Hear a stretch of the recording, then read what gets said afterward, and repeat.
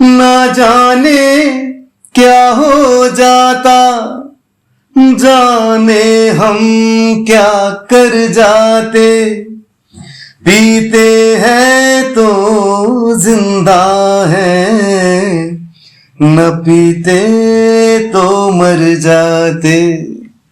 दुनिया जो प्यासा रखे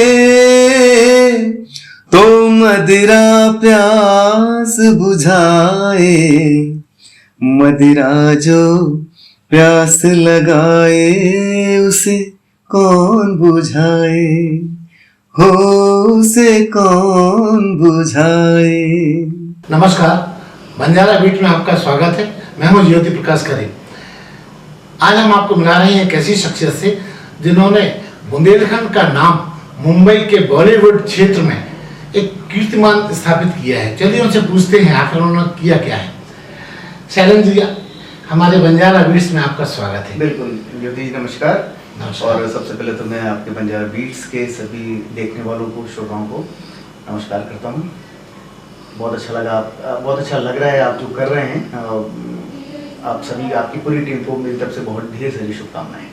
शैलेंद्र जी, जैसा कि मैंने अभी बताया कि आपने मुंबई में जाके बहुत कुछ किया, मैं चाहूँगा कि शैलेंद्र जी आखिर उन्होंने ऐसा क्या कुछ किया जिसकी वजह से उनके चर्चे सब जगह सुने जा रहे हैं। देखिए, लिस्ट तो बहुत बड़ी है, मैं कहाँ से स्टार्ट करूँ। लेकिन चलिए, अब जो कि लोग मुझे एज ए सिंगर जानते हैं तो मैं वहीं से शुरुआत करता हूँ। मैं बॉम्बे 22-23 साल हो चुके, 98 में मैं बॉम्बे पहुँचा। म्यूज़िक जो भी सीखा मैंने, मेरी जो एजुकेशन हुई, BSc मैंने किया यहाँ पर बिपिन बिहारी कॉलेज से। और यहाँ पर मैंने श्री कृष्णकांत झा जी और श्री PK भालेराव से म्यूज़िक का थोड़ा बहुत जो भी सीख पाया वो सीखा। और उसके बाद मैं 98 में बॉम्बे पहुँचा और आज अभी तक बॉम्बे में हूँ। बहुत कुछ गाया फिल्मों में। किस तरह का गायन आपका है? मेरा बेसिकली तो आप कह सकते हैं लाइट म्यूज़िक पे ही मैंने कंसंट्रेट किया। एज ए प्लेबैक सिंगर बनने के लिए ही मैं यहाँ से निकला बॉम्बे के लिए। जाने का सिलसिला कैसे हुआ ये मैं आपको ज़रूर बताना चाहूँगा। मेरा ऐसे कोई म्यूज़िकल कोई भी मेरा बैकग्राउंड नहीं है मेरे घर में, लेकिन सारे लोग म्यूज़िक के बहुत शौकीन हैं। तो बहुत पहले की बात है, मैं आपको पुरानी तो बहुत बातें हो जाएंगी लेकिन आपको मुद्दे वाली चीज़ें बताता हूँ। एक सबसे पहले हमारे इंडिया का सबसे पहले जो रियलिटी शो स्टार्ट हुआ था वो DD1 पर स्टार्ट हुआ था, मेरी आवाज़ सुनो जी, जिसको प्रोड्यूस किया था यश चोपड़ा जी ने। यश चोपड़ा जी ने, पैम आंटी ने, उनकी भाई पेमल चोपड़ा और लता मंगेशकर जी ने, 3 लोगों ने मिलकर मेरी आवाज़ सुनो को स्टार्ट किया था। तो उस समय मेरा भी सिंगिंग का था कि क्या करें। तो पहला रियलिटी शो था, सबके मन में बड़ा क्रेज़ होता था उसमें गाऊंगा मैं। तो उस पर मैंने अपना कोशिश की कि वहाँ पर मैं उसमें जाऊँ तो एंट्री कैसे हो। तो एंट्री के लिए यहाँ पर नाम देखिए मैं उनका बहुत याद नहीं कर पाऊँगा, श्रीवास्तव जी थे जो अपना एग्जीबिशन ग्राउंड था, वहाँ पर एक बहुत बड़े एग्जीबिशन लगा करती थी। अच्छा। वहाँ पर वो हर साल एक इवेंट करते थे। अच्छा। किशोर दा के नाम पर। अच्छा। एक श्याम किशोर कुमार के नाम, कभी रफी साहब के नाम पर करते थे, कभी मुकेश जी के नाम पर करते थे। तो मैं वहाँ पहुँच गया गाना गाने के लिए। तो कुछ थोड़ा एक बड़ी इंटरेस्टिंग स्टोरी बताऊँ आपको डिटेल में। मैं उसमें म्यूजिक में मेरा कुछ ऐसे बाथरूम सिंगर था मैं। हमारे एक मित्र थे, वो बाहर रहते, तो वो सिंगर बनना चाहते थे वो भी। तो वो उसमें उस कंपटीशन पे पार्टिसिपेट करने के लिए वहाँ पे पहुँचे झांसी, वो रही से झांसी आए और मुझे बताया कि कोई ऐसा कुछ कंपटीशन है। तो मैं उनका बहुत क्लोज फ्रेंड था, तो मैं उनके साथ चल पड़ा वहाँ पे जाने के लिए। तो वहाँ पे गया तो उन्होंने पहले अपना फॉर्म भर रखा था। तो उन्होंने कहा कि शैलेंद्र तुम भी भर दो। मैंने कहा नहीं, मुझे तो पैसे कुछ ऐसा है नहीं, लेकिन उन्होंने बड़ा कहा कि भर दो कुछ नहीं होता, तो मैंने भर दिया। मुझे अच्छे से याद है कि वो कॉम्पिटिशन उस नाम था मुन्ना श्रीवास्तव जी, नाम याद है, अरुण श्रीवास्तव। हाँ मुन्ना जी, उन्होंने याद है कि नाम याद आ गया। उन्होंने कॉम्पिटिशन का नाम था एक श्याम किशोर कुमार जी। तो उसमें सारे लोग, चूँकि मेरी एंट्री चूँकि मैंने सबसे एंड में भरा था तो मेरा नंबर भी सबसे एंड में था। मुझे अच्छे से याद है, रात के 12 बज गए थे, सारे पार्टिसिपेंट्स गा रहे थे, एग्जीबिशन भी ख़त्म हो गई, सब चले भी गए, कुछ चल रहा था फंक्शन। मुझे अच्छे से सबसे एंड में वो मेरा नंबर आया। मैं बैठा था, मुझे लगा नहीं होगा, लेकिन चलो ठीक है, आ गया तो मैं गया और मैंने गाना भी गा दिया। कौन सा गाना जो गाया था? टूटा फूटा जैसा आता था, मैंने गाया था उसमें, रात के लिए काम में आई। हमारे दर्शकों को सुनाइए। जरूर, किशोर दा का चूंकि मैं फैन हूं, मैं एक उसके आपको एक मुखला सुना देता हूँ। रात कली एक ख्वाब में आई और गले का हार हुई, सुबह को जब हम नींद से जागे आँख उन्हीं से चार हुई, रात कली एक ख्वाब में आई और गले का हार हुई। बहुत शानदार। तो ये गाना हुआ और उसके बाद अनाउंसमेंट हो रहा था कि फर्स्ट ये, मुझे तो पता ही था, मैं तो बैठा था कि मैं चलो खत्म हो तो निकले यहाँ से। फर्स्ट अनाउंसमेंट हो गया, सेकंड हो गया और थर्ड हो गया, जैसा होता है एक कंपटीशन पे सब लोग उठ के जाने मिलेगा। अचानक उन्होंने अनाउंसमेंट किया कि रुके रुके बैठिए, अभी एक और स्पेशल अनाउंसमेंट भी हमें करना है। तो सब बैठ गए, उन्होंने कहा कि आज फर्स्ट सेकंड थर्ड तो जो भी थे, लेकिन आज की शाम के जो बेस्ट सिंगर हैं, सर्वश्रेष्ठ सिंगर का हमें चयन किया है एक अलग से कैटेगरी में। तो पता नहीं, तो फिर मेरा नाम अनाउंस हुआ वहाँ पे। कैसा लगा? समझ में नहीं आया तो मुझे लगा कि ये क्या हो गया। तो लेकिन खुशी भी बहुत हुई, जाके वो प्राइज लिया और अगले दिन सब पेपर पर भी छप गया। तो कहते हैं ना, आप जब कुछ आपका होने, जैसे मैंने आपको बताया सिंगिंग का, मैंने कभी जिंदगी में नहीं सोचा था कि मुझे सिंगर बनना है, लेकिन वहाँ से एक शुरुआत हो गई। एक कहते हैं ना अंकुरण हो गया। यस, बिल्कुल आप कह सकते हैं। पेपर में आ गया तो कुछ लोग ने वाह वाह, तो सबको, किसको अपनी तारीफ पसंद नहीं है, तो मुझे भी बड़ा अच्छा लगने लगा, वाह क्या बात है। तो लेकिन फिर भी उसके बावजूद भी मैंने कभी ये नहीं सोचा मुझे सिंगिंग करनी है। फिर उसके कुछ ही समय के बाद अब आता हूँ मेरी आवाज़ सुनो पे, वो सीरियल स्टार्ट हुआ। तो सीरियल स्टार्ट हुआ तब फिर मुझे लगा कि अगेन मेरे वाले मित्र वापस आए। क्या नाम है उनका?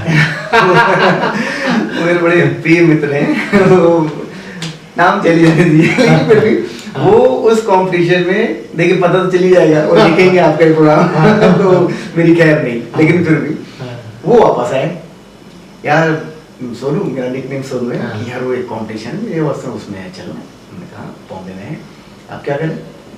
उसमें उन्होंने कैसेट मांगा कि आप रिकॉर्ड करके गाना भेजिए।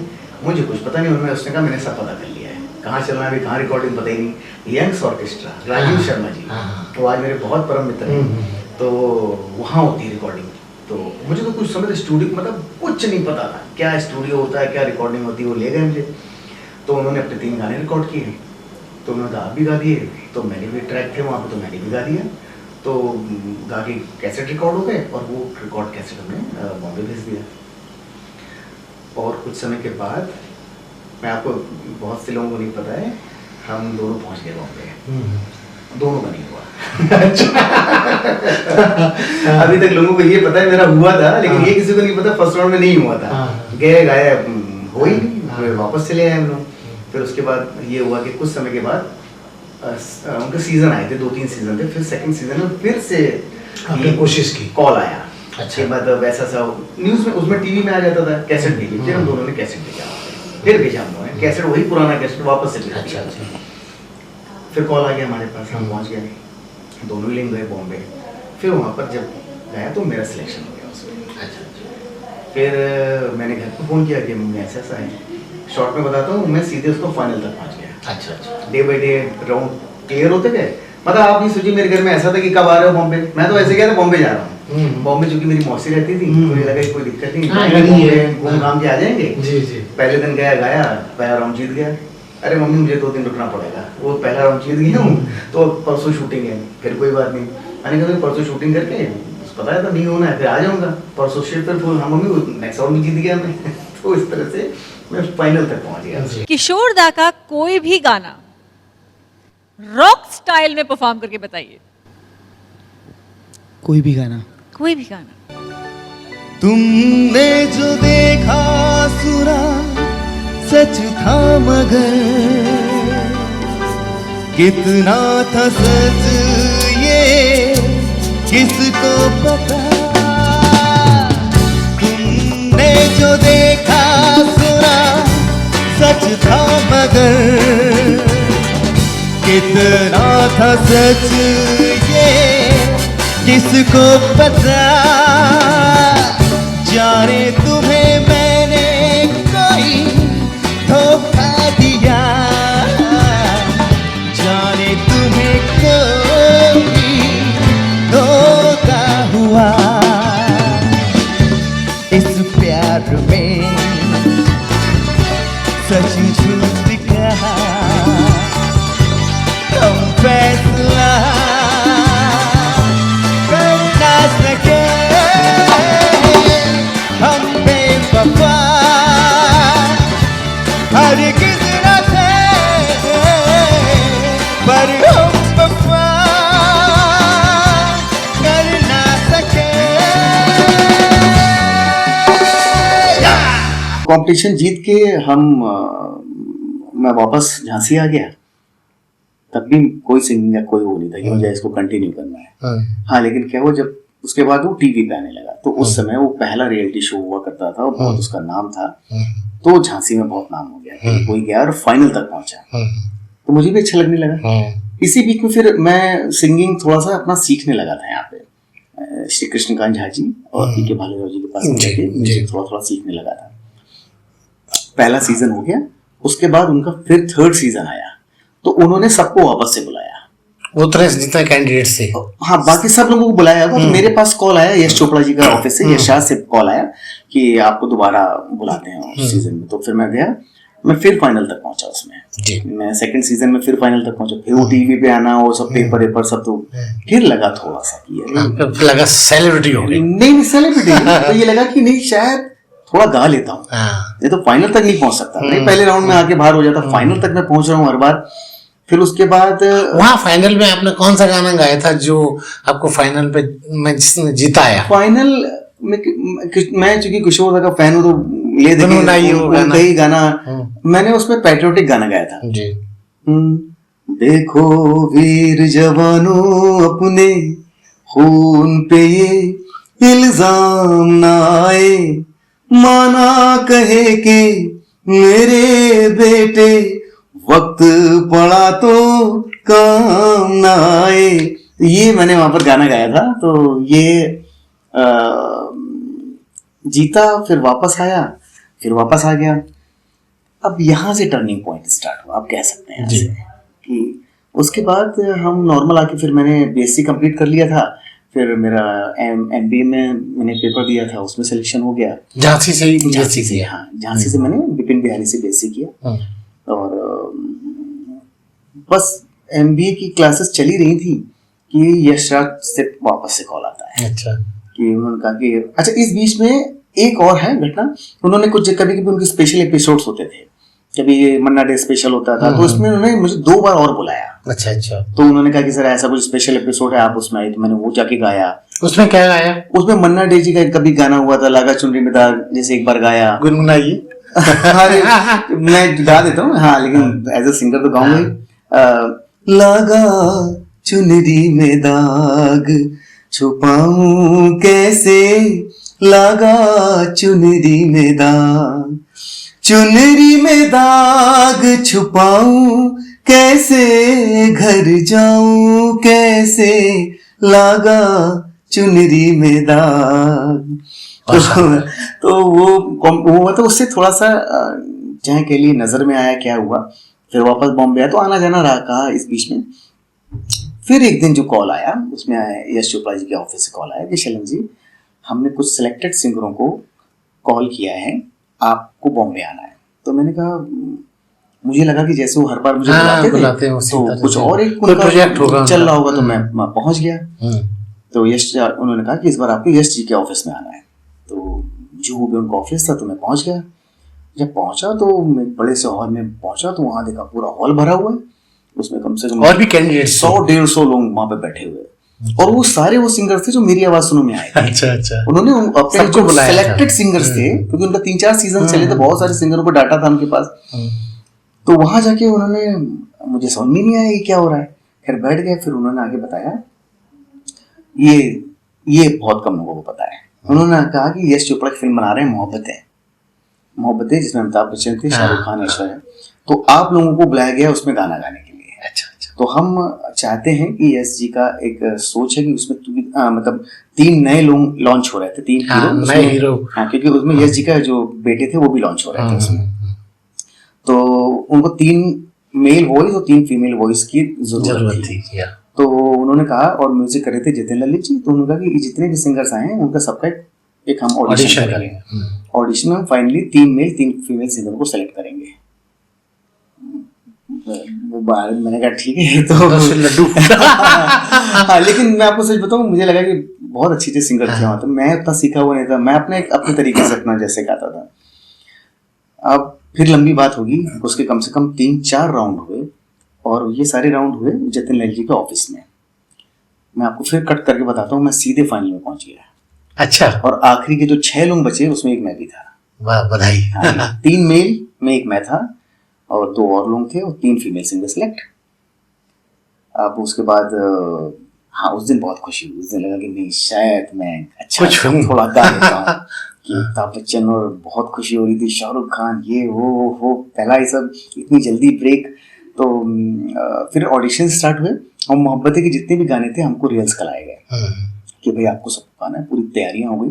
कुछ चीजें मैं नहीं बताना चाहूंगा, उसको थोड़ा सा एडिट करके आपको बताऊंगा।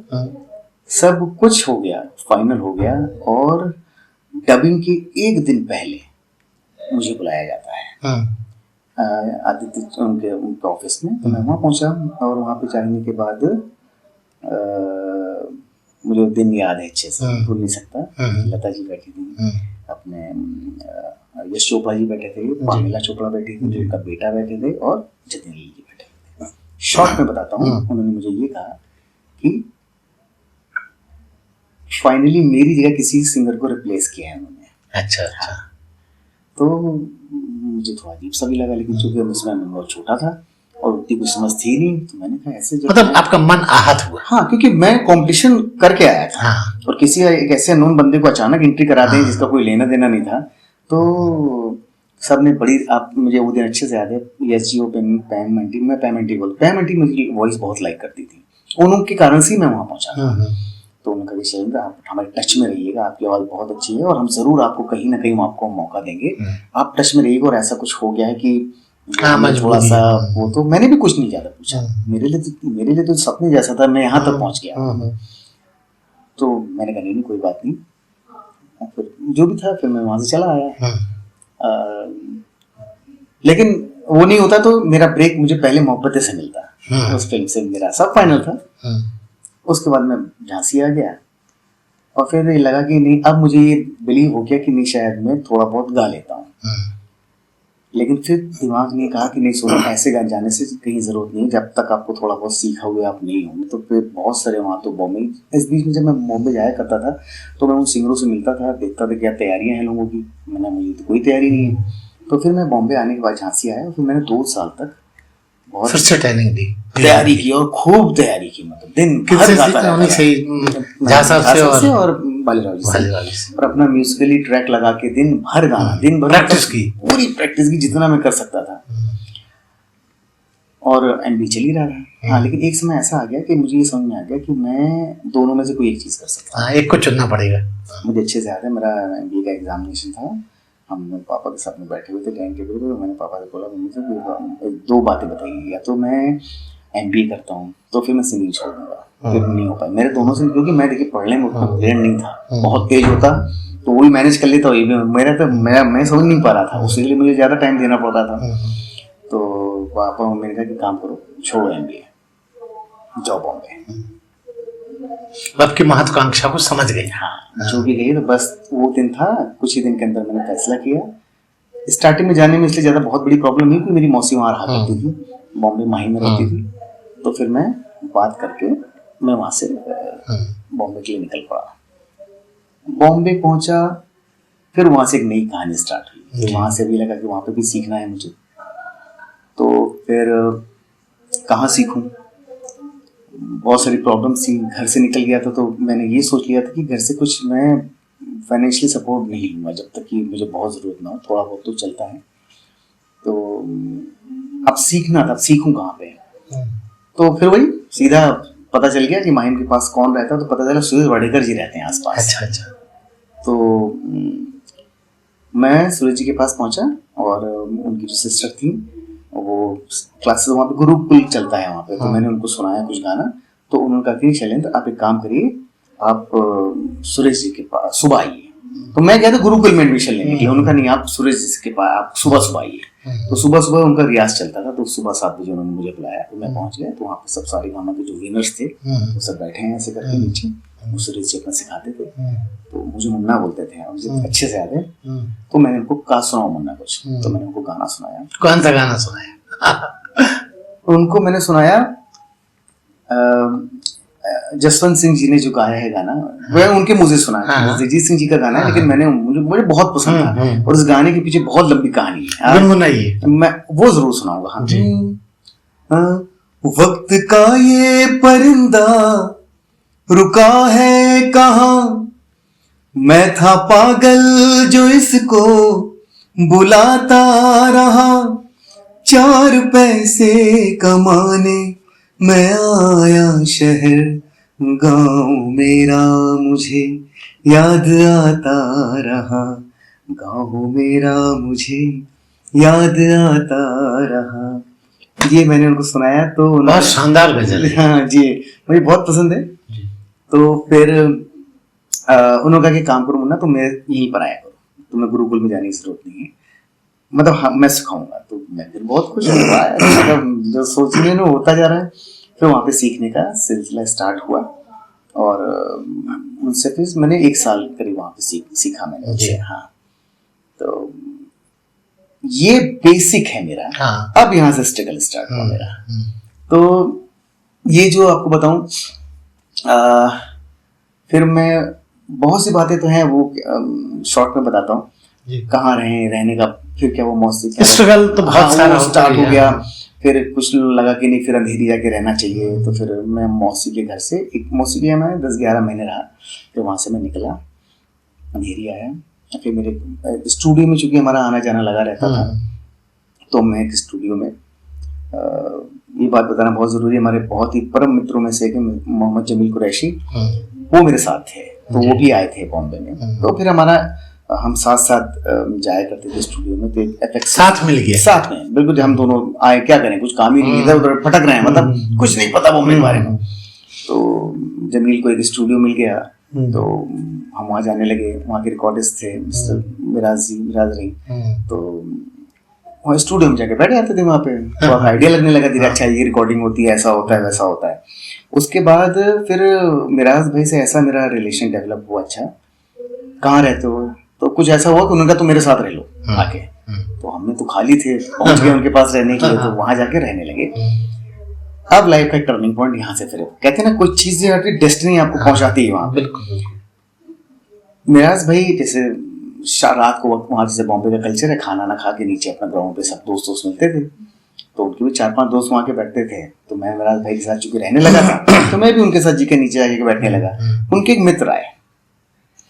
अब मैं कौन हूँ, ये इंट्रोडक्शन हुआ, ये शैलेंद्र है ऐसा ऐसा, अच्छा क्या करते हैं, गाना गाते हैं, अरे सुनाओ कुछ करो, सेम यही गाना वक्त का ये परिंदा। ये मैंने वहाँ पे गाया। तो वहाँ पर एक बंदे थे जिनको मेरा गाना बहुत ही ज्यादा पसंद आ गया। तो मैं तो गा के चला गया।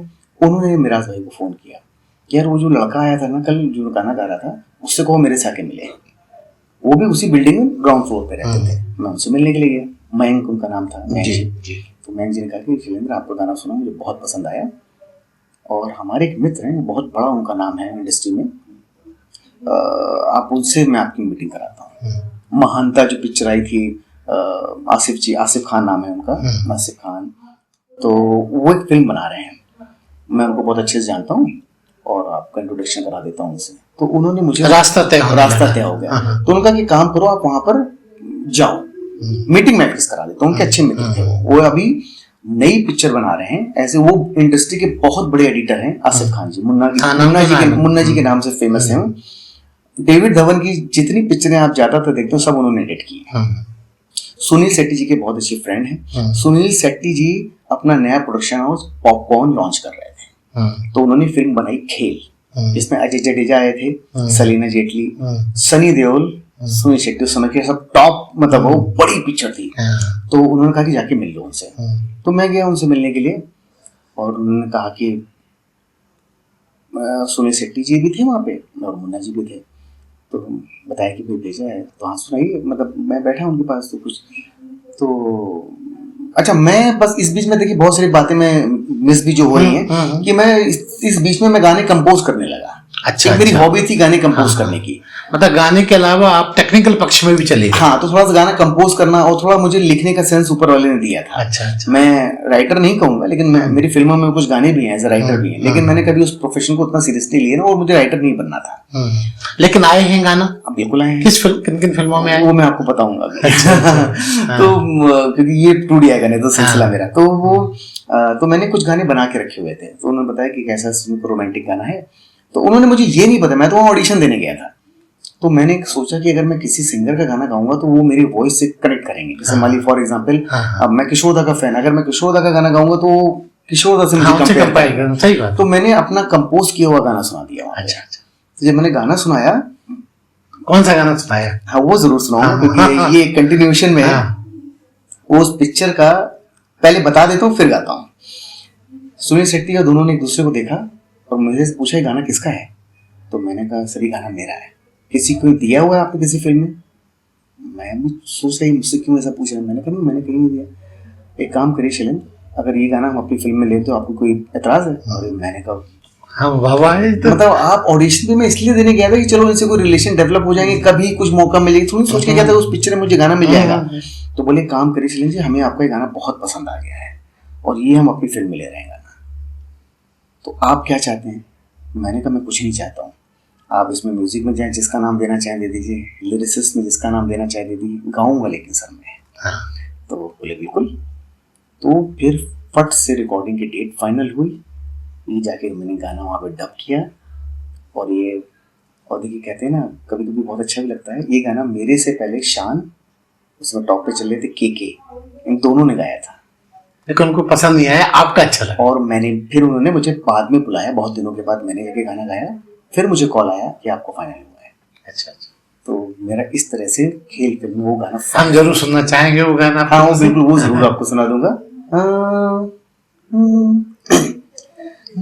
किया है जादू इस कदर तेरी यादों में बेखबर, न जागू मैं न सो सकूं, न हंसू मैं न रो सकूं, कोई बता दे मुझे क्या यही प्यार है, क्या यही प्यार है, क्या यही प्यार है, है, है, है,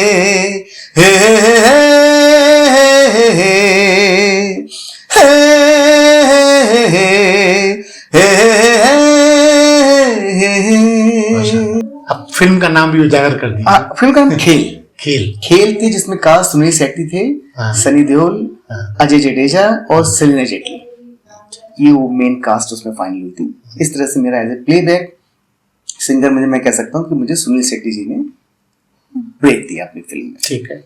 ये पहली पिक्चर आई, इसी पिक्चर के पास बस जैसे ही पिक्चर आई उसी के बाद हमारे एक बहुत अच्छी एक्ट्रेस हैं, आपने उनका नाम सुना होगा, नीतू चंद्रा जी। ट्रैफिक सिग्नल, कई बड़ी फिल्मों की एक्ट्रेस रही, तो उनसे भी मेरा किसी तरह से एक जान पहचान थी।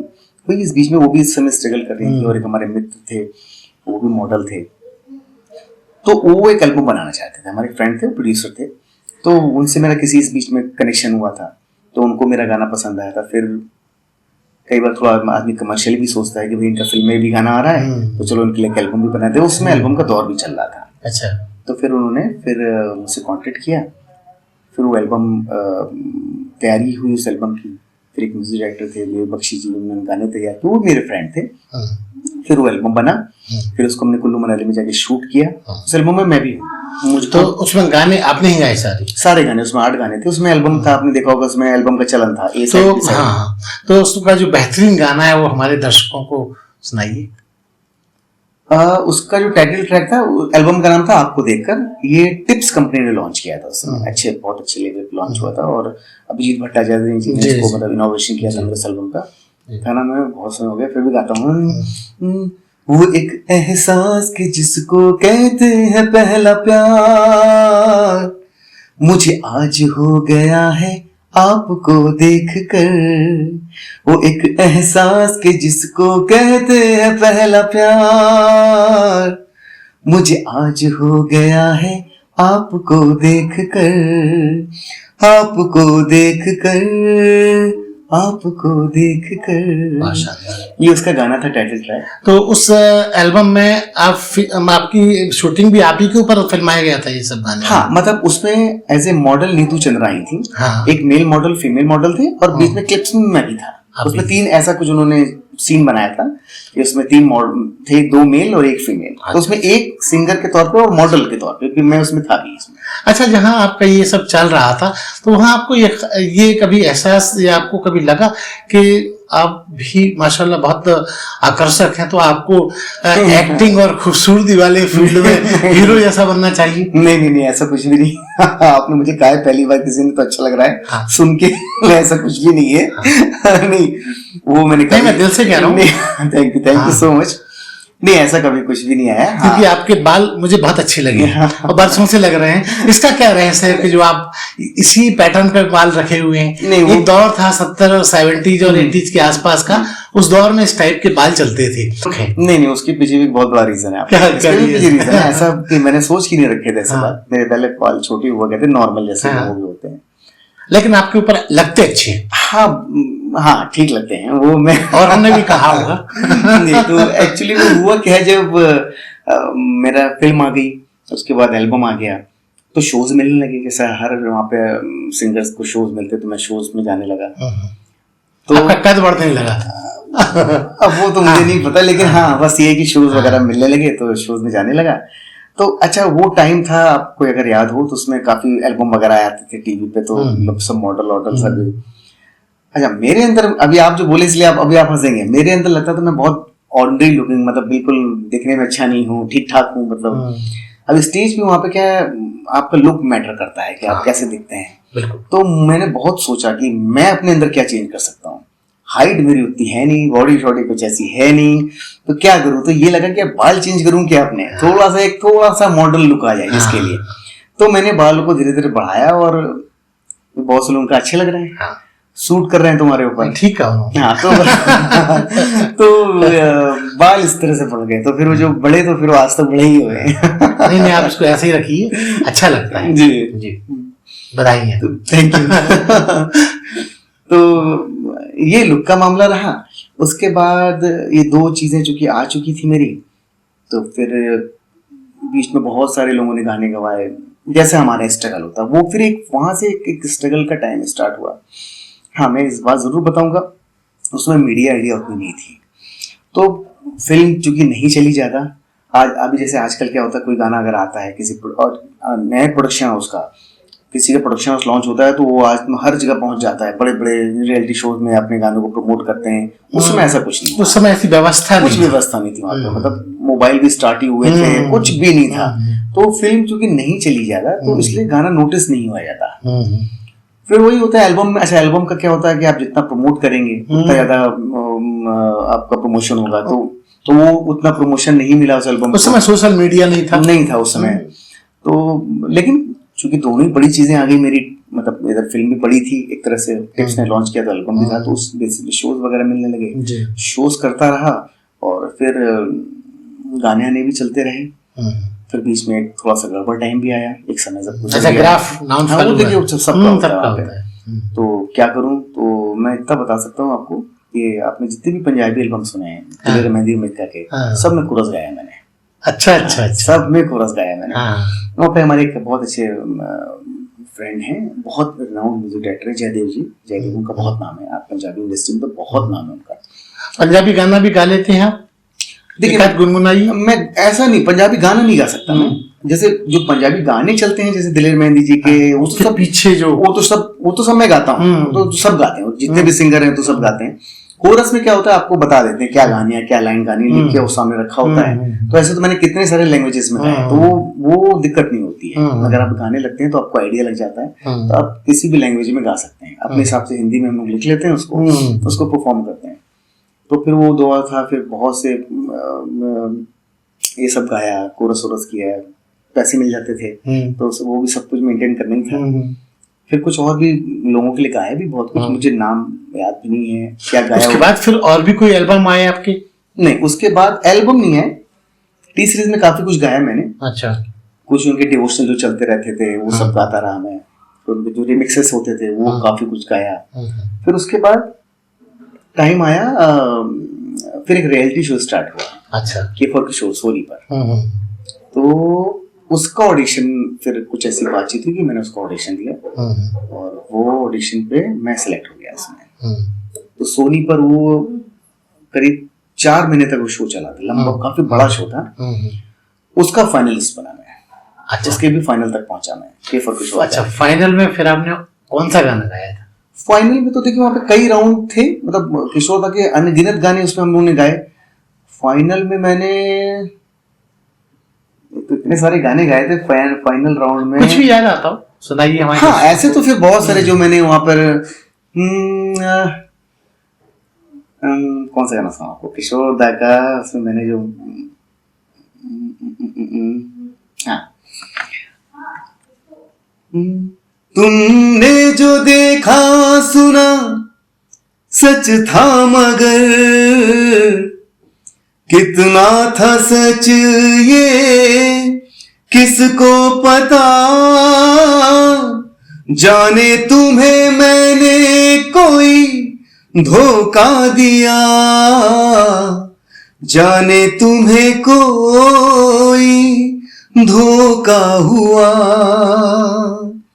इस प्यार में सच झूठ का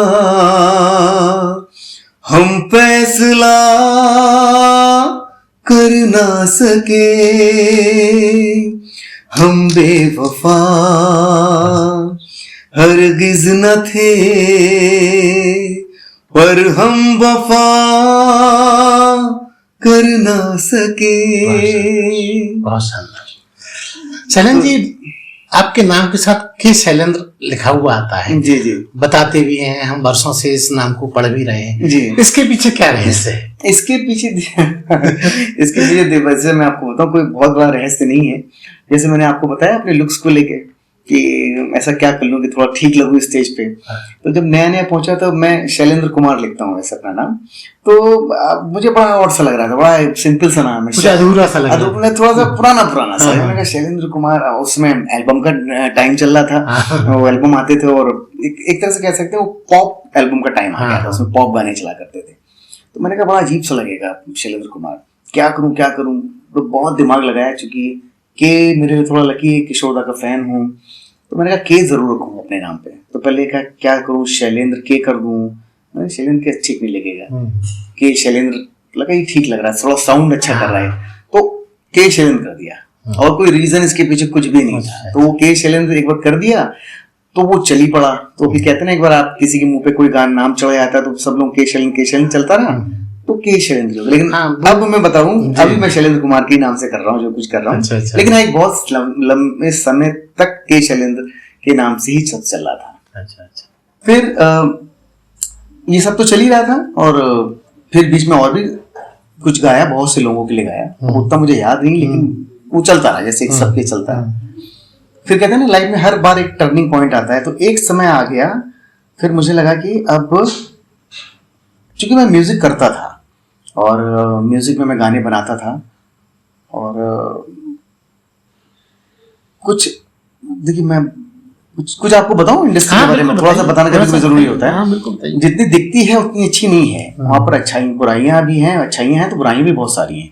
वहां पे बहुत से ऐसे लोग हैं जो यूज करते हैं लोगों को, तो आप भी कह सकते हैं शायद मेरा किसी ने फायदा उठाया, क्योंकि मैं म्यूजिक कंपोज करता था, गाने बनाता था, तो कुछ ऐसे लोगों के टच में आया, म्यूजिक डायरेक्टरों के टच में आया, कि उन्होंने मुझे बड़े बड़े ख्वाब दिखा दिए। अच्छा। कि क्यों दिखा दिए, कि मैं नाम नहीं बताऊंगा उनका, कि उनके जो फिल्मों में गाने आए उसका म्यूजिक मैंने किया था। लेकिन मैंने भी कहा चलो कोई बात नहीं, किसी बड़े म्यूजिक डायरेक्टर से साथ में जुड़ता हूँ, मुझे तब तक कोई प्रॉब्लम नहीं था। तो मैंने कहा चलो उनके गाने अगर मार्केट में आते हैं, उनके साथ मेरा अच्छा कनेक्शन बनेगा, तो वो मुझे भी गाना गवाएंगे। तो इस बेसिस पे मैं तो काफी गाने मेरे कंपोज किए मार्केट में आ गए, और लेकिन एक समय आया जब मुझे लगा कि अब मुझे मौका उनको देना चाहिए, जहाँ पर मुझे मेरा फेयर था कि जब प्रोड्यूसर कह रहा है कि आप इनसे गवाइए, अच्छा लग रहा है, लेकिन उनके मन में लालच ये था कि किसी बड़े सिंगर से गवाएंगे तो उनका नाम ज़्यादा होगा। तो कुछ लोगों ने डीच करा मुझे, मैं बाहर गया शो के लिए, उन्होंने किसी और से गाना गवा दिया। तो इस तरह से बहुत सारी घटनाएं हैं, वो मैं उनको ज़्यादा याद नहीं करना चाहता, लेकिन इसके कारण से मेरा काफ़ी समय, मेरा एक बीच का एक लंबा फेज मेरा बहुत वेस्ट हो गया। मैं थोड़ा सा अपनी लाइन से हट गया। अच्छा, बेसिक क्या था कि शोज मेरा पर्पस नहीं था कभी बॉम्बे से पहुंचने का, मेरा ये था कि मुझे प्लेबैक करना है। तो मैंने शोज उसमें बहुत ज़्यादा कभी ध्यान नहीं दिया, जैसे लोग करते हैं कि भाई शोज पे कंसंट्रेट कर रहे हैं। तो आज मेरे बहुत से ऐसे सिंगर फ्रेंड्स हैं, मैं आपको बताऊं कि जो मैं जब गाया करता था तो मेरे पीछे आके बैठते थे और मुझे आके कहते थे, सर प्लीज़ एक गाने का मौका दे दीजिए ना, एक ब्रेक में मुझसे गाना गवा दो। मैंने कितने सारे ऐसे सिंगर हैं जिनको कहा कि भाई उनको मौका दे दो और ऑर्गेनाइजर से। तो आज उन लोग बहुत बड़े स्टेज के सिंगर्स हैं, सब दोस्त हैं आज भी जान पहचान के। तो लेकिन मैंने चूँकि मेरा पर्पस था कि मुझे प्लेबैक करना है, तो मैं उन 2-3 म्यूजिक डायरेक्टरों के कारण 2-3 ऐसे थे कि मेरे 2-3 साल खराब हो गए। तो मुझे लगा ये तो कुछ कर ही नहीं रहे, तो मेरे गाने ले रहे हैं और मुझे यूज़ कर रहे हैं, सेटिंग मेंबर बना लिया अपना, मैं जा रहा हूँ उनके लिए फ्री में गाने गा रहा हूँ। तो फिर मुझे एक समय आया जब मुझे लगा कि नहीं, मुझे हटना चाहिए यहाँ से। तब तक एक ऐसा टाइम आ चुका था कि मुझे लगा कि अभी सिंगिंग का तो चल रहा है, वो तो चल ही रहा है। अब दौर चेंज हुआ तो मुझे लगा कि नहीं, अब मुझे क्या करना चाहिए। तो मुझे लगा कि चलो, मुझे किसी ने कहा, मेरी वाइफ ने कहा, जो मेरी वाइफ हैं, शादी कब हुई आपकी? शादी मेरी 10 साल हो गए, 10 ईयर्स हैं। मेरी वाइफ हैं शांति समांता, और सोनी पिक्चर्स में काम करती है वो, लेकिन वो बेसिकली ओरिजिनली सिंगर हैं। अच्छा अच्छा। जब मेरी उनसे मुलाकात एक शो के दौरान हुई, वो क्लासिकली ट्रेंड सिंगर हैं, तो उनसे मेरी फ्रेंडशिप हुई शो में। फिर धीरे धीरे हमारा अफेयर हुआ कि हम शादी करते हैं।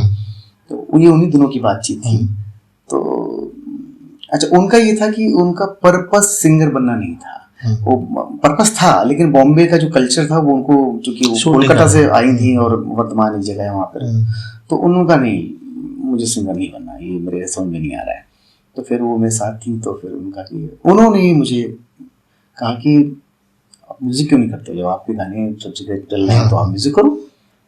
तो मुझे बड़ा डर लगा, मैंने कहा यार, क्योंकि म्यूजिक फील्ड में आने का मतलब आपका वापस से एक नया स्ट्रगल, एक नई शुरुआत। और मैं ऑलरेडी बॉम्बे में 10-12 साल रह चुका था, तो बड़ा टफ था ये बात करना। लेकिन फिर हालात ऐसे बन गए, मुझे लगा नहीं, करना पड़ेगा, सो नहीं तो बड़ा मुश्किल हो जाएगा।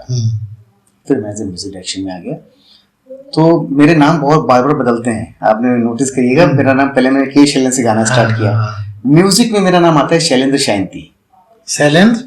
अच्छा, आपकी वाइफ के नाम पे जोड़ दिया। तो हम दोनों ने मिलकर म्यूजिक स्टार्ट किया। अच्छा अच्छा।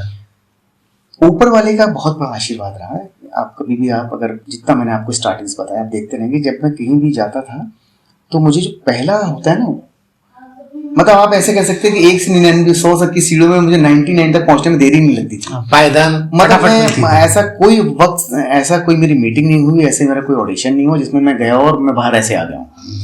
सुनी सिटी से मिलने गया, फिल्म में मौका मिल गया, ऐसा हो गया वैसा वैसे।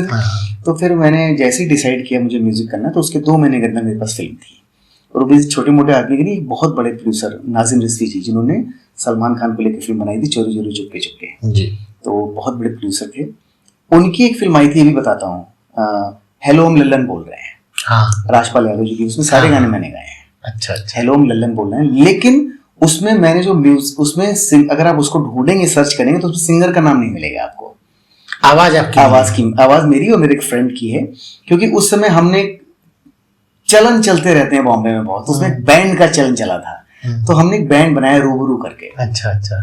तो हमने उस रूबरू के नाम पर उसमें म्यूजिक किया। म्यूजिक बाय करके, ये तब की बात है जब मैंने म्यूजिक में नहीं आया था। मैं कुछ लोगों के साथ उनका सेटिंग मेंबर था, तो बस मैं ज्यादा नाम नहीं लूंगा, आप समझ, यही इशारा ही आप समझ के होंगे। तो हमने बैंड बनाया हुआ था जिसमें हम म्यूजिक करके, हमने तो उसमें सिंगर भी रूबरू और म्यूजिक भी रूबरू। तो वो कोई गाना गुनगुनाई ना, उसका गाना मुझे शायद बताऊं, बहुत वक्त हो गया है उसका गाना, कोई सा भी, मैं पता नहीं उतने अच्छे से गा पाऊं, मैं भूल भी गया हूं।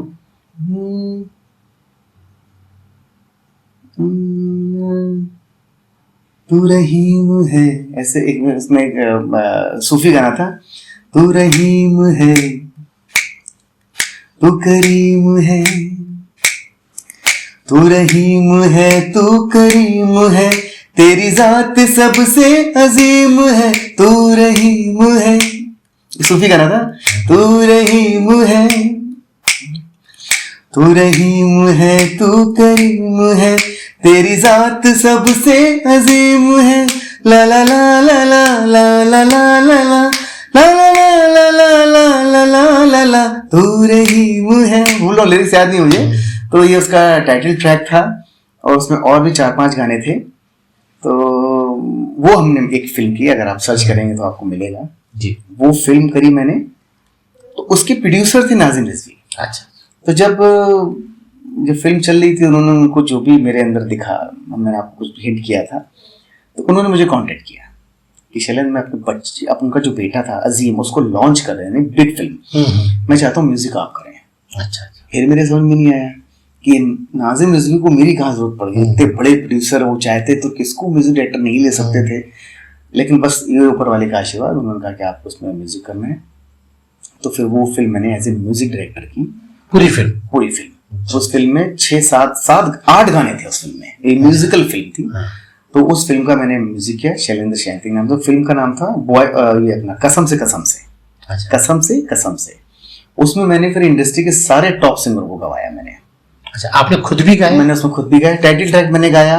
और मैंने आपसे बोला मैं भूल जाता हूँ आपको अगर आप भूलेंगे तो गाना मुझे पता नहीं याद आएगा नहीं याद आएगा। नहीं, वैसे याद है लेकिन लिरिक्स भूलता हूँ मैं, वो है मेरा, मैं लिरिक्स भूल जाता हूँ।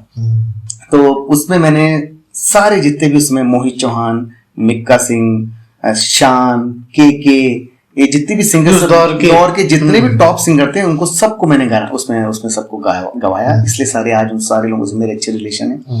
फिर मिक्का जिसके साथ मैंने उसमें खुद भी डुएट गाया। अच्छा। उस फिल्म में गाया। तो वो फिल्म मैंने कंप्लीट करी। उसके तुरंत बाद एक और मुझे फिल्म, उसी फिल्म के चलते चलते मुझे एक दूसरी फिल्म मिल गई। फिल्म का नाम था बॉयज तो बॉयज हैं, राजकुमार राव जो जिसमें काफी स्टार हैं, उसमें वो भी थे।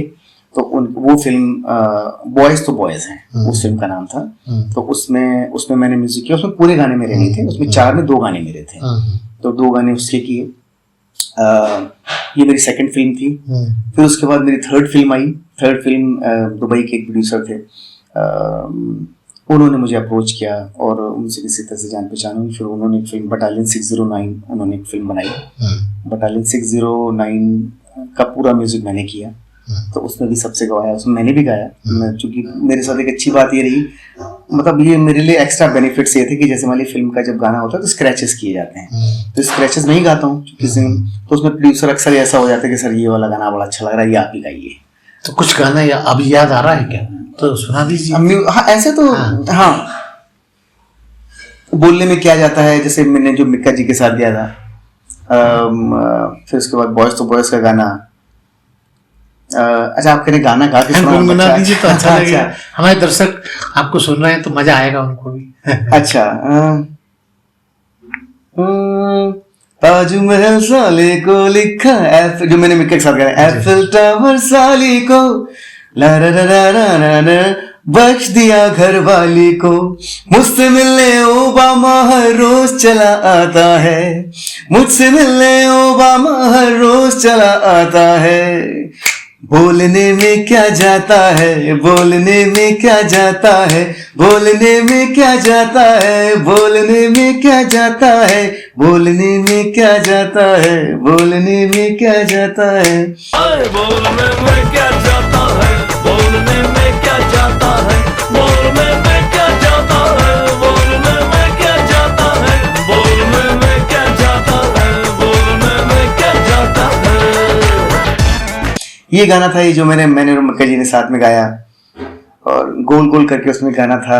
रोमांटिक गाने थे। गाने बहुत सारे थे, इतना समय भी हो गया। मैं फिर क्या हुआ आपकी इस यात्रा में, आगे का पड़ाव क्या रहा? इसके बाद से फिर ये बहुत सारे, आप जो भी मैं आपको गाने बता रहा हूँ, आप गूगल पे सर्च कर सकते हैं। आप मेरी फिल्मों के नाम आप डालेंगे तो आपको सब उसमें गाने मिलेंगे। उसके बाद मैंने जैसे बताया कि लाइफ के टर्निंग पॉइंट्स आते रहते हैं। तो जब म्यूजिक का सिलसिला स्टार्ट हो गया, फिर मैं म्यूजिक वगैरह करने लगा। और भी कुछ मैंने कुछ सीरियल्स के टाइटल्स किए, कुछ जो आते रहते हैं। पर आस बाकी है कुछ कर दिखाने की, अभी आग बाकी है। कर दे सवेरा, कर दे सवेरा, कर दे सवेरा, कर दे सवेरा।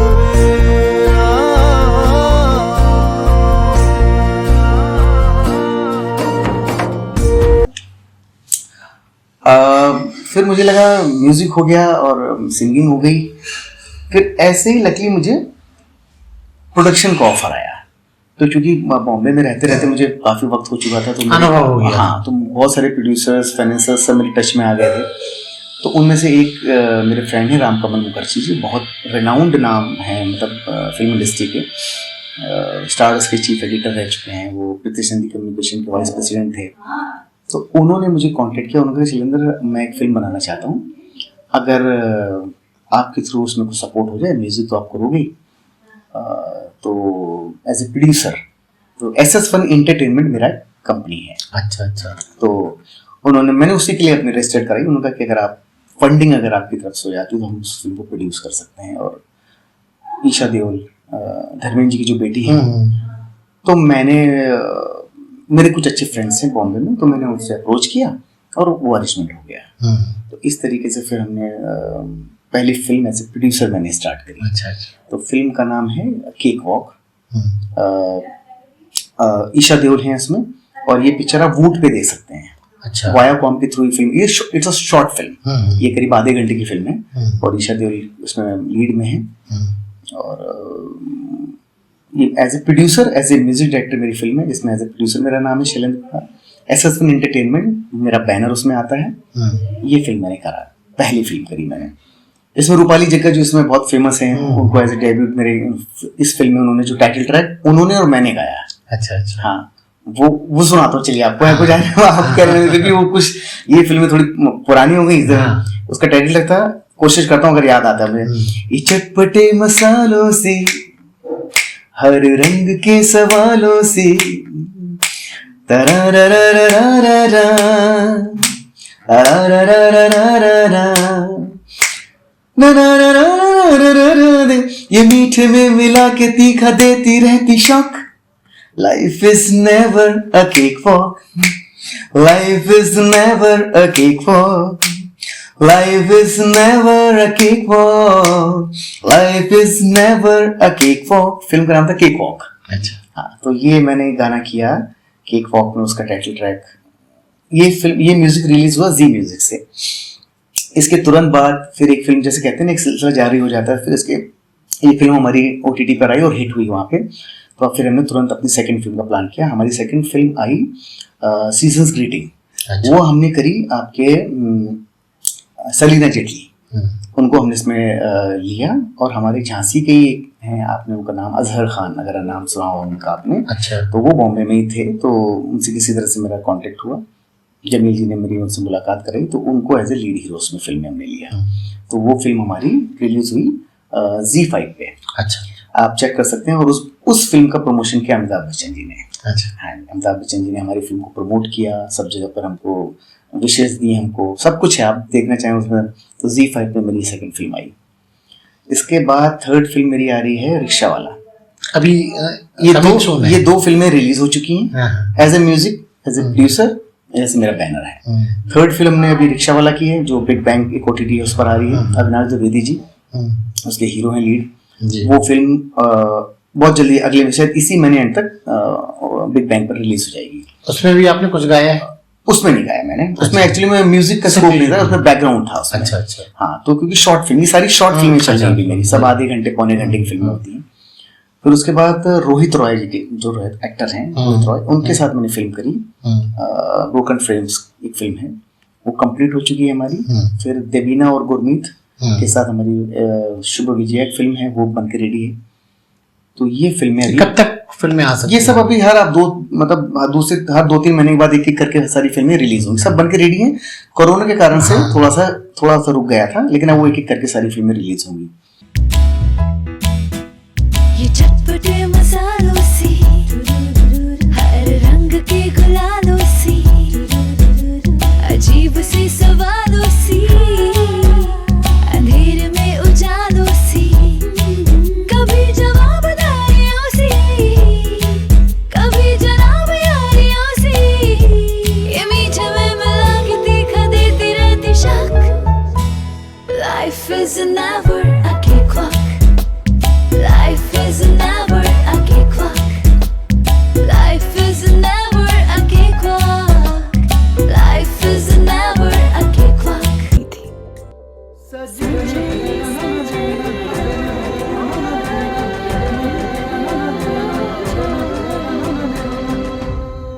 Please come in.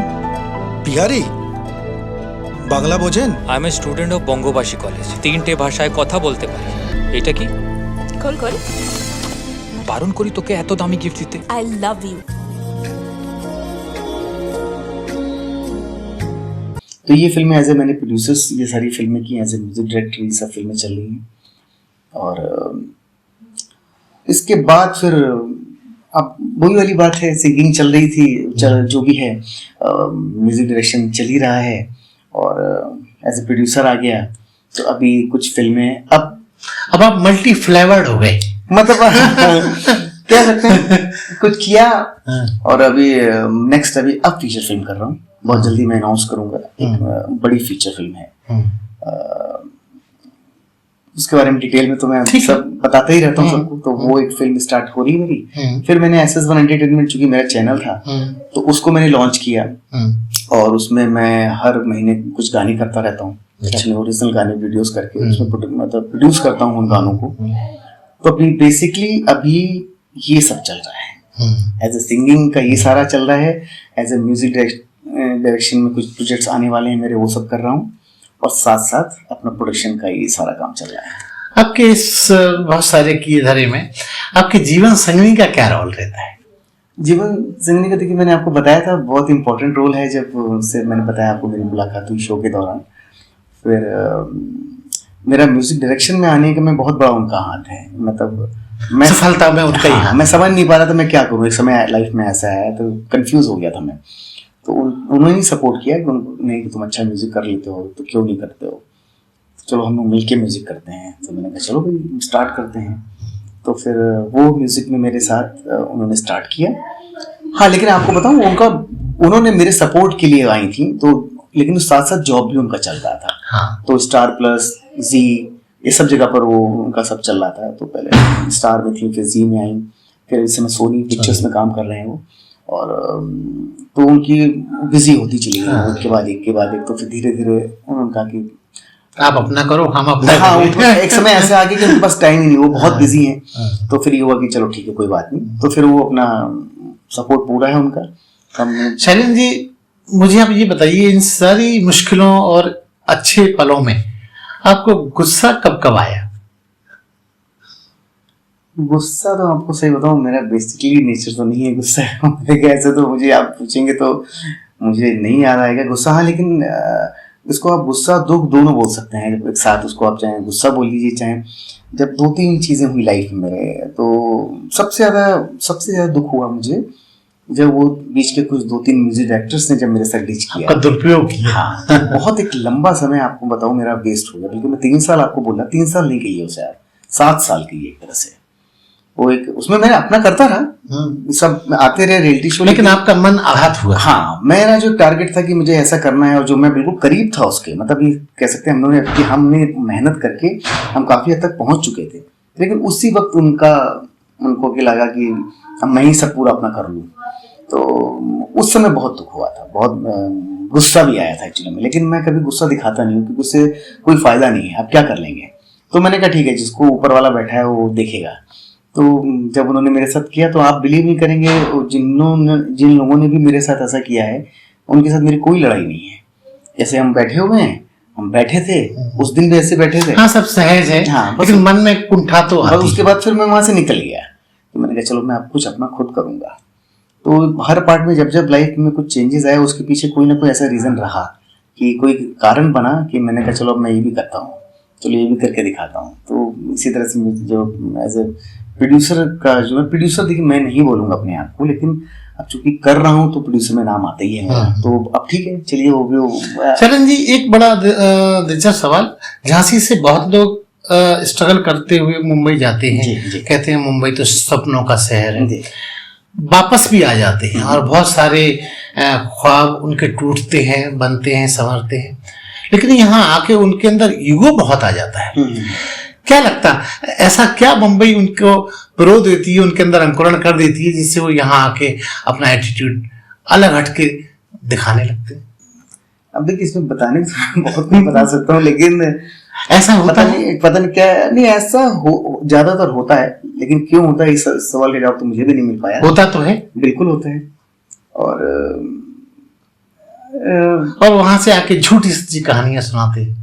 देखिए रीजन क्या होता है, जब कोई बॉम्बे पहुंचता है तो यहाँ से वो बहुत बड़ी बड़ी बातें कह के या करके वहां पहुंचते हैं।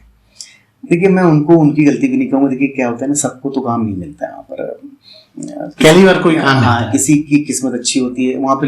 हमारी लाइन में तो मैं कहूँगा देखिए मेहनत होती है, लेकिन हमारे लाइन में सच में लक का बहुत बड़ा हाथ होता है, किस्मत का। बहुत बड़ा हाथ होता है। अब आप देखिए मोहब्बतें, जैसे मैंने आपको बताया था, वो केवल लक था।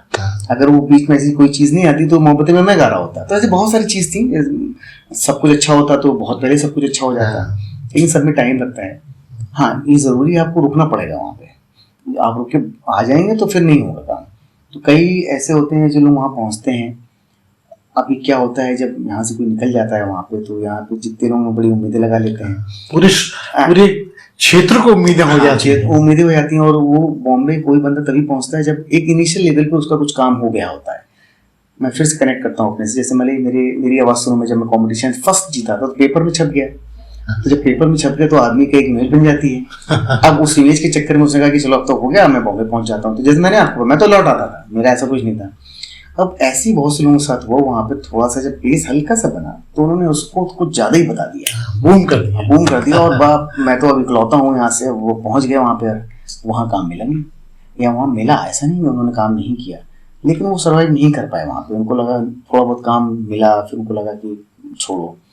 अब लौट के कैसे आए, तो लौट के आने के लिए बहाना तो था ही, तो लौट के आ गए। अब लौट के आएंगे तो क्या होता है, सबको फेस भी करना है। तो फेस करने के लिए कुछ लोगों ने अलग अलग तरीके ढूंढ लिए। किसी ने एटीट्यूड दिखाना स्टार्ट कर दिया, फोन ना उठाना बंद कर दिया, हम तो मिल ही नहीं रहे हैं, ठीक है ना, दुर्लभ हो गए। वो रीजन चाहिए हो सकता है कि वो क्या बोले कि। और दूसरा कुछ लोग अपना थोड़ा सा बताने के लिए कि भाई हम बॉम्बे रिटर्न हैं और वहाँ तो ऐसा वैसा एटीट्यूड आ गया। तो ऐसा होना नहीं चाहिए, होता है लेकिन होता है। आपको सच्चाई बताओ, होता है। पता नहीं क्यों लोग इस बात को नहीं समझते, क्यों एटीट्यूड दिखाते, मेरे तो समझ में नहीं आता आज तक। सैलन जी के और म्यूजिक के अलावा ऐसे कौन से शौक हैं जो लोगों को पता ही नहीं? मैं ड्राइंग बहुत अच्छी करता हूँ। मुझे कह सकते हैं ना, जब एक कोई ना कोई टैलेंट भगवान दे ही देता है, तो स्केचेस वगैरह, जैसे अभी आप बैठे हैं तो मैं आधे घंटे में आपका स्केच बना सकता हूँ। तो मेरी ड्राइंग बहुत अच्छी थी। मतलब जब मैं छोटा था, हाँ। जैसे मैं आपको बताऊँ, जब मैं उसमें 6 में था। तो ये सीखा है? नहीं, गॉड गिफ्टेड, पूरा अच्छा। God gifted. तो आप, मुझे अच्छे से याद है कि वहाँ पर जो नैनीताल में जहाँ मैं पढ़ता था, लोहा घाट चंपावत के पास, तो वहाँ की ड्राइंग जो हॉल था, उसमें जो जितनी भी पोस्टर्स लगे थे, मतलब जो ड्राइंग्स होते हैं, उसमें आधे से ज्यादा मेरे हैं, जबकि मैं उसमें 5th क्लास में था, 6 में था। तो इन दिनों जब आप फ्री होते हैं तो क्या उसको दोबारा करते हैं या वो नहीं हो पाता, दब सा गया है? दब सा ही गया आप कह सकते हैं। टाइम उतना नहीं मिलता है, क्योंकि अभी अलग अलग 3 पार्ट्स में मैं काम कर रहा हूँ। जैसे सिंगिंग तो जो है वो है ही, उसके अलावा म्यूजिक का जो है उसमें गाने बनाना, अभी जब टाइम मिलता है तो गाने बनाना। फिर आप जब थोड़ा सा प्रोड्यूस करने लगते हैं, आपकी कंपनी बैनर रजिस्टर्ड हो जाती है, तो फिर आप उसके लिए फिर सारी वो मीटिंग्स होती हैं, जो प्रोड्यूसर से मीटिंग है, फाइनेंसर से बहुत सारे काम हो जाते हैं। तो हाँ, जरूर ये है, हॉबी यही थी। हॉबी कह लीजिए या मेरा प्रोफेशन कह लीजिए। मुझे लगता था कि झांसी के लिए मैं कुछ करूँ। देखिए मैं ये नहीं कहूँगा मैं बहुत कुछ कर रहा हूँ, ऐसा कुछ नहीं कर रहा हूँ, लेकिन मैंने हमेशा कोशिश करी कि मैं जरूर करूं। बहुत से लोग बोलते तो बहुत हैं, अरे मैं तो ये कर दूंगा, लेकिन मुझे तो आज तक कोई नहीं दिखा। मैं ऐसे नहीं बोल रहा हूँ, मैंने पूरी कोशिश करी, ईमानदारी से कोशिश करी। जब मैंने सीरियल बनाया तो यहाँ के कुछ एक्टरों को प्रॉपर वहाँ पे बुलाया, मैंने यहाँ से फ़ोन करके बुलाया, आइए आप ऑडिशन दीजिए। मैंने बीच में कुछ सीरियल्स मौका दिया, मौका प्रोड्यूस करने की प्लानिंग थी मेरी, तो मैंने सबके ऑडिशंस किए वहाँ पे। और जहाँ जहाँ हो सकता था, जिन जिन लोगों के लिए हो सकता था। फिर मैंने अभी अपना एक और भजन का भी चैनल स्टार्ट किया, कल्टन SS1 भजन्स। तो मैंने झांसी के सारे सिंगरों को गवा दिया उसमें, जितने भी मैं ढूंढ ढूंढ के मैंने गवाया कि भाई तुम गाते हो, आओ तुम भी गाओ, तुम भी गाओ, सबको गवाया। फिर मैंने अपना एक जो चैनल स्टार्ट किया SS1 एंटरटेनमेंट, अभी आपको जल्दी पता चलेगा उसका। मैं यहाँ पर रियलिटी शो कर रहा हूँ झांसी में। अच्छा। हाँ, उसमें उसका नाम दिया है मैंने बुंदेलखंड के एक्स फैक्टर। और उसमें मैं ऑनलाइन इवेंट है ये, और उसमें जितने पार्टिसिपेंट्स आ रहे हैं और उनका फिर मैं प्रॉपर उनका सिंगिंग का एक कॉम्पिटिशन होगा। इंडस्ट्री के कम से कम 40 सेलिब्रिटीज ने बाइट दी हैं, आप यूट्यूब पे अगर आगे जाके चेक करें तो SS1 एंटरटेनमेंट मेरा चैनल, उसमें आप देख सकते हैं। तो फिर ये लंबा शो है, मतलब 2 महीने तक और चलेगा। तो उसमें सिंगर्स आ रहे हैं सब झांसी के, तो उनमें मेरी प्लानिंग यही कि उसमें से अच्छे सिंगरों को सेलेक्ट करके उनको मौका दें। उनको जो भी सिंगर जीतेगा उसका मैं ओरिजिनल गाना बना के, जो एक सबसे बड़े सिंगरों की चाह होती है ख्वाहिश होती कि भाई, मैं ये नहीं कहूँगा, लेकिन झांसी में मैंने बहुत कुछ देखा है कि कमिटमेंट्स हो जाते हैं लेकिन कुछ होता नहीं है आगे। तो मैंने सोचा कि फिर ये जो लोग जीतेंगे इसमें से उनका तुरंत ओरिजिनल गाना बनाऊंगा, कोई रिमिक्स कवर वर्जन नहीं, ओरिजिनल गाना बनाऊंगा, कंपोज करके उनको गवाऊंगा और वीडियो उसका बना के अपने चैनल पर प्रमोट डाल के उसको प्रमोट करूंगा। शैलेंद्र जी, हमारा बंजारा बीट जो चैनल है ये इंफॉर्मेशन देने वाला चैनल है। हमारे यूथ को, हमारी नई पीढ़ी को आप अपने तरीके से क्या संदेश देना चाहेंगे? मतलब म्यूजिक फील्ड से बोल रहे हैं या मतलब अपने जो भी आप जो भी अपना कुछ संदेश दीजिए ताकि यूथ को कुछ इंस्पिरेशन मिले, क्योंकि आपने बहुत काम किया म्यूजिक के क्षेत्र में। देखिए, मैं एक ही बात बोलूंगा, वो सबसे इम्पोर्टेंट बात है, बिना सीखे कुछ नहीं हो सकता, बिना ट्रेनिंग के कुछ नहीं हो सकता। बहुत से लोग मैं अभी भी जानता हूँ जो गॉड गिफ्टेड अच्छा गाते हैं, तो उन्हें लगता है कि बस हम तो जाएंगे और बिल्कुल। अब चूंकि आजकल सोशल मीडिया इतना हावी हो गया है कि लोग अपने गाने बना के उसमें डालते हैं, लाइक्स आ जाते हैं, तो उनको लगता है कि हम तो बिल्कुल छा गए। लेकिन अगर मैं थोड़ा सा बताना चाहूँगा लोगों से, तो आप किसी भी फील्ड में, चाहे वो म्यूज़िक का फील्ड हो, चाहे पढ़ाई का फील्ड हो, जैसे मैं हमेशा एग्जाम्पल सबको देता हूँ, अगर आपको इंजीनियर बनना है तो इंजीनियरिंग करनी पड़ेगी। आप कहोगे 12th के बाद हमको तो आ गई इंजीनियरिंग और हम, तो आप इंजीनियर नहीं बन सकते, उसके लिए आपको डिग्री लेनी पड़ेगी। उसको आपके लिए डॉक्टर बनने के लिए आपको 5 साल 3 साल करना पड़ेगा, तब जाके आप डॉक्टर इंजीनियर बनेंगे। इसी तरह से म्यूजिक भी है, आप म्यूजिक में एक लेवल तक तो पहुंच सकते हैं, लेकिन आपको अगर परफेक्ट सिंगर बनना है, आपको बिल्कुल वहाँ पे वो प्रोफेशन को चूज करना है, तो आप उसको सीखिए। पहले सीखना बहुत ज़रूरी है, बिना सीखे नहीं हो सकता। कोई बहुत लंबा टॉपिक है ये, मैं सब सिंगरों के बारे में बता सकता हूँ जो आज के समय हमारे लीजेंड सिंगर हैं या यहाँ के जो सेलिब्रिटीज़ हैं। बहुत से लोगों को ऐसा लगता है कि अरे इन्होंने तो सीखा ही नहीं है, तो वो कैसे बन गए, लेकिन असलियत ये वो पूरा सीख के आए थे। अब जैसे किशोर दा, जैसे मेरे आइडल हैं, उनके लिए तो सब लोग कहते हैं उन्होंने नहीं सीखा था, सीखा नहीं था, लेकिन उन्होंने 10-20 साल इतना गाया था कि उनका वो ट्रेनिंग ही थी, एक तरह से रियाज था। वही उन्होंने क्लासिकल नहीं गाया। गाने का मतलब ये नहीं कि आप क्लासिकल गाएंगे तो ही आप सिंगर बन जाएंगे।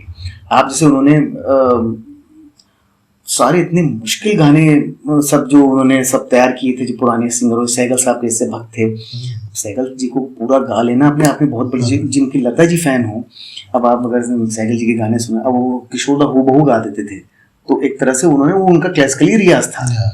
तो इस तरह से सारे जो यही मैं कहना चाहता हूँ बेसिकली, अगर म्यूजिक की केवल बात करें, ऐसे तो मैं क्या बताऊँ लोगों को, हाँ, लेकिन ज़रूरी है। तो ये थे कि शैलेंद्र जी जो म्यूजिक के क्षेत्र में बुंदेलखंड का नाम बॉलीवुड में फैला रहे हैं। बधाई हो Shailendra ji. Thank you. Punjabi beats के सभी श्रोताओं को, देखने वालों को मेरा कोटि-कोटि धन्यवाद। कुछ तो लोग कहेंगे, लोगों का काम है कहना, छोड़ो बेकार की बातों में कहीं बीत ना जाए रहना। कुछ तो लोग कहेंगे हमको जो ताने देते हैं, हम खोए हैं इन रंग रलियों में। हमने उनको भी छुप छुप के आते देखा इन गलियों में। ये सच है झूठी बात नहीं, तुम बोलो ये सच है ना, कुछ तो लोग कहेंगे। इस चैनल को लाइक और सब्सक्राइब करना ना भूलें। देखते रहिए बंजारा बीट्स।